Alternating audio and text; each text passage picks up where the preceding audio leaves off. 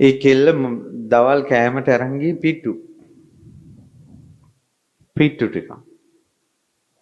යනකොට බුදුරජාණන් වහන්සේ මාවතේදී මුණ ගැහුණා. අර කෙල්ල කළුයි. හැබැයි දෙකුම් කළුයි ටිකක්. ඒ කියන්නේ එයාටත් එයා කැතයි කියලා හිතෙන්නේ. අනිත් අයටත් කැතයි කියලා හිතෙනවා. සමහර අයට එයා ලස්සනයි කියලා හිතෙනවා. එහෙමයි නැද්ද?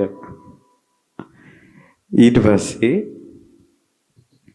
මොකද උනේ මේ කෙල්ල බුදුරජාණන් වහන්සේ දැක්ක ගමන්ම ලොකු ප්‍රසාදයක් හටගත්තා.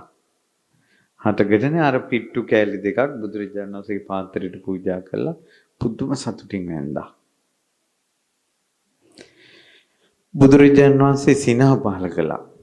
අර ගෑනු ළමයා දැන් ගියා. ඒතර බුදුරජාණන් වහන්සේ සිනහ පහල කරනු රැස් විහිදෙනවනේ. අහනවා ආනන්ද ස්වාමීන් වහන්සේ ඇයි භාග්‍යවතුන් වහන්සේ කියලා. ආනන්ද පිනක විපාක බලන්න ආනන්ද. ওই කෙල්ල අද හවස් කාලේ කොසල් රජුරන්ගේ අගබිස වෙනවා කියලා. බුදුරජාණන් වහන්සේ දේශනා කරපු දෙයක් නිසා ඕක විශ්වාස කරනවා මිසක් මේ ලෝකේ වෙන කිසි කෙනෙකුට විශ්වාස කරන්න බෑ. ඇයි මල් කඩන පාරේ කෙල්ලෙක්.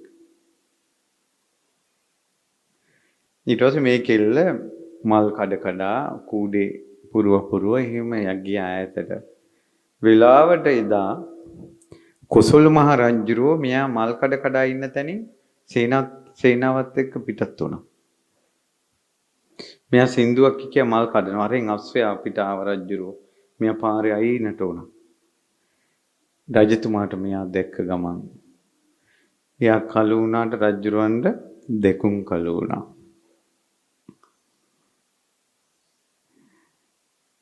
ඒ කියන්නේ මේ එක එක්කිනාගේ මූණේ පාට ලස්සන එක එක්කිනාට අනුවක තියෙන්නේ.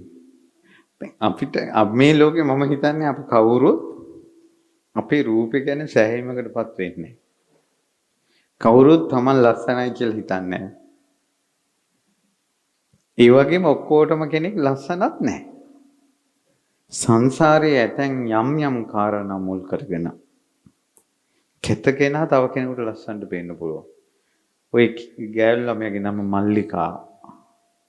මල්ලිකා ඇත්තටම රූපෙන් යම්කිසි අඩුවක් තිබ්බා. ඒත් කොසල් රජුරන් ලස්සනට පේනවා. ඒ හේතුව තමයි සංසාරයේ කොසල් රජුරෝ මල්ලිකයි නිතර මුණ ගැහිලා තියෙනවා. ස්වාමියා බිරිඳ විදියට. අනිත් එක තමයි තමන් බුදු කෙනෙකුට පූජා කරපු දානේ පුණ්‍ය විපාකය. අහනවා ලස්සන කිල්ලේ ඔයා මොනවද කරන්නේ කියලා. ජෝස්කිවා මහරජ මල් නෙලනවා අපි පියතුමා මල් වෙලෙන්දේ. ඔයා ලස්සනට කතා කරනවනේ. අපිටත් මල් දෙන්න පුළුවන්ද? මේ කූඩේ මුණක් දෙන්නම් කියලා. දැන් රජතුමාට ඥාන ගමනත් අමතක වුණා. කොසල් රජුරවන්නේ එසේනම් අනිත් ඒවා හිතා ගන්න. ඊට පස්සේ එතනම රජතුමාගේ උද්‍යානය කිව්වා අන්න උද්‍යානයෙන්ුත් ඕන තරම් මල් නෙලා ගන්න පුළුවන්. කමක් නැද්ද මහරජතුමනි? කමක් නැහැ කිව්වා. එහෙනම් යමන් කෙල්ලි කියලා ගියා රජුරු ගියා උද්‍යානෙට. ඊට පස්සේ කිව්වා ඔයා අකමැති නැත්තම් මම ඔයාගේ ඔඩුක්කේ ඔලුව තියාගෙන නිකන් නිදා ගන්නම් කිව්වා. දැන් ඇත්තටම මේ වෙලාවේ අරට තියෙන බය මහරජුරුවනේ. ඉතින් මේ කෙල්ල බිම් බලාගෙන මේ රජතුමාට නිදා ගන්න අවස්ථාව දුන්නා. රජතුමාට නිින්ද ගියා. ඊට පස්සේ මොහොතකින් අවදි වෙලා තොඳුරි බැඳලාද. ඊට පස්සේ කිව්වා නෑ කියලා. එහෙනම් යන් කියලා අස්වැ අපිට තියාගෙන මාලිගාවට අරන් ගිහින් එදාම අභිෂේක කළා. අග්ගබිසව. සංඝයා කතා වුණා මේ මෙහෙම දෙයක් වෙලානේ. මල් කඩන මේ කෙල්ලේ අගබිසව වෙලා භාග්‍යතුන් වහන්සේට පිට්ටු පූජා කළාලු.